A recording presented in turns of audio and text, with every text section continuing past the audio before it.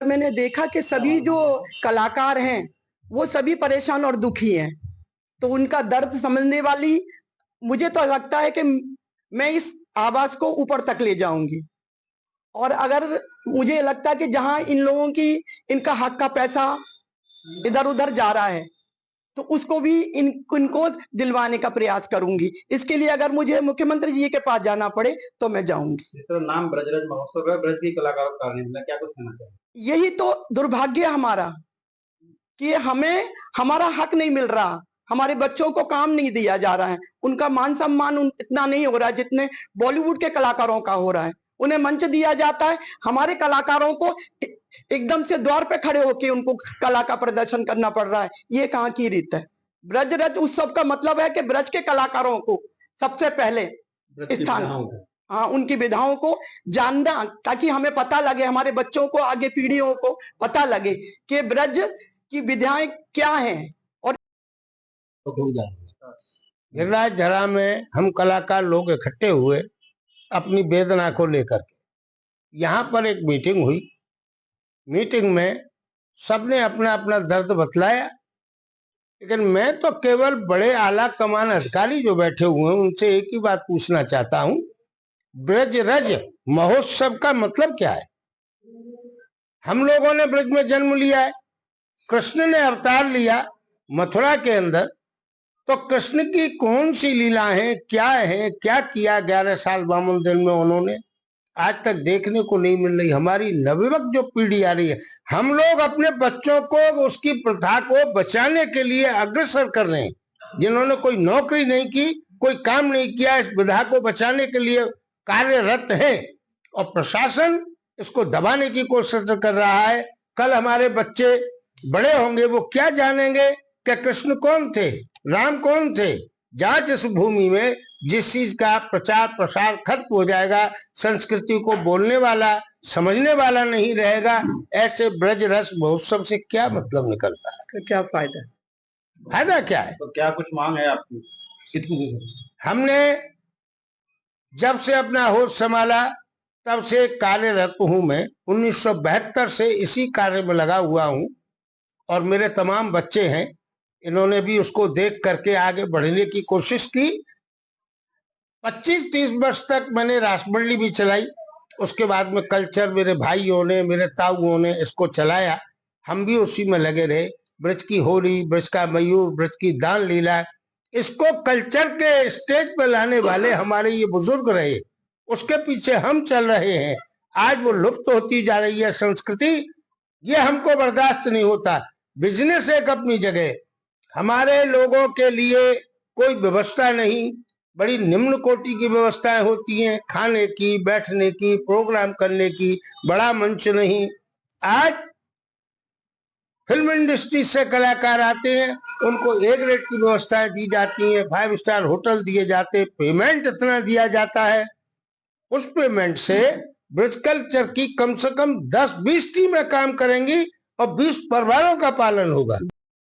बिहारी कौशिक, गोवर्धन गिरिराज जी से ये जो बैठक हुई है ब्रज रथ उत्सव के, जो माननीय जो सांसद महोदया हैं हमारी हेमा मालिनी जी, उन्होंने बॉलीवुड से जो कलाकार बुलाए गए उनके विपक्ष में यहाँ ये बैठक हुई है कि नाम रखा आपने ब्रज रथ उत्सव, लेकिन उनके शायद उनको पता हो या ना हो, उनके जो ठेकेदार हैं, जिम्मेदार लोग उन्होंने नियुक्त किए हुए हैं, उन्होंने ब्रज की विधाओं को बिल्कुल मंच पे सजोया नहीं है, बल्कि उसको एक तरफ तो प्रधानमंत्री जी बोल रहे हैं कि ब्रज संस्कृति को, सनातन धर्म को बचाइए, लेकिन इनके जो नीचे जो कार्यरत अधिकारी लोग हैं वो ब्रज की संस्कृति को लुप्त करते जा रहे हैं।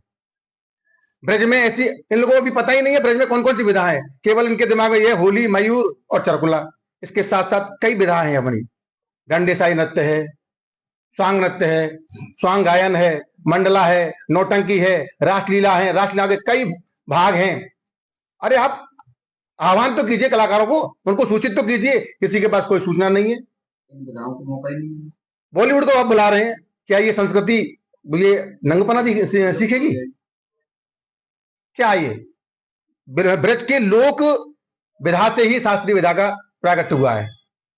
उत्तर प्रदेश के जो मुख्यमंत्री हैं योगी आदित्यनाथ, क्या अपील आप करना चाहेंगे? हम सभी कलाकार उनको ये जरूर अपील करेंगे कि हमारी जो आपने नारा दिया है, आपके जो प्रधानमंत्री जी ने नारा दिया है कि ब्रज संस्कृति को बचाओ, तो आपसे हमारा यही अपील है, यही निवेदन है कि आप अपने जो नीचे जो आपके अधिकारी हैं उनको आप थोड़ा लगाम कसें, उनकी ब्रज की संस्कृति को बचा के रखें, ब्रज के कलाकारों को ब्रज उत्सव में मौका दें, अवसर दें, जिससे कि ब्रज की कला बची रहे।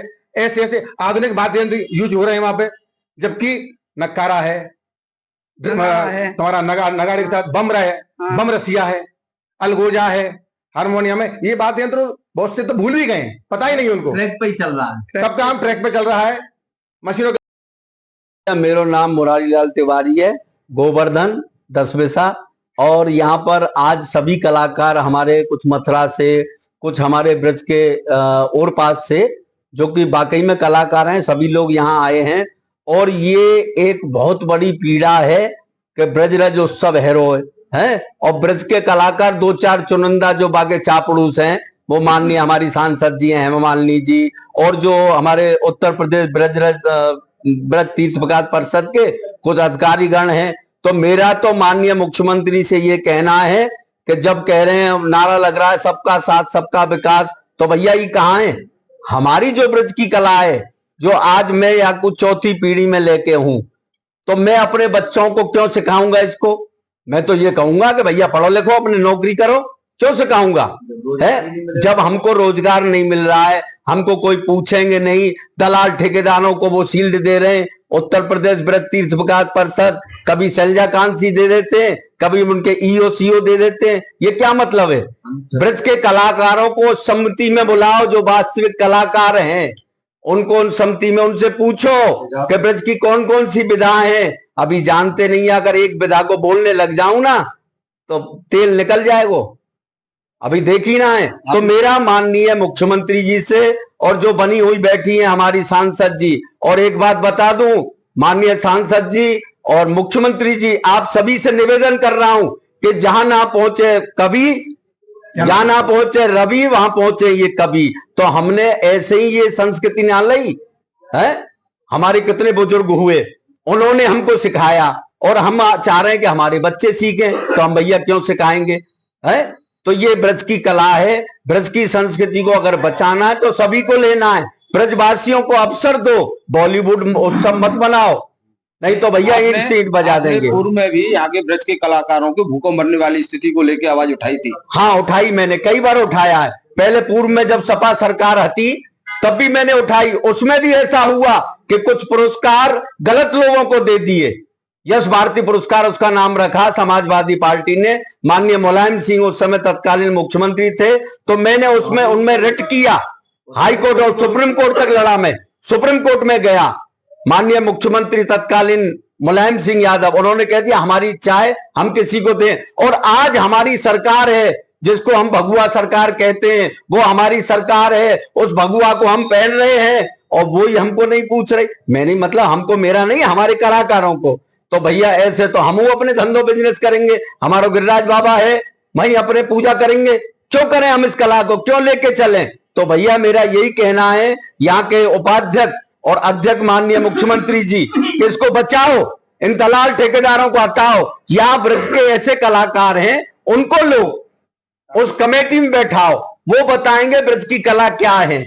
ये दलाल क्या जानते, केवल दलाली, उसी को टेंट का ठेका, उसी को माइक का ठेका, ये फेर बदल वहीं की वहीं चल रहा है। और ये तो संस्कृति लुप्त हो जाएगी, खत्म हो जाएगी।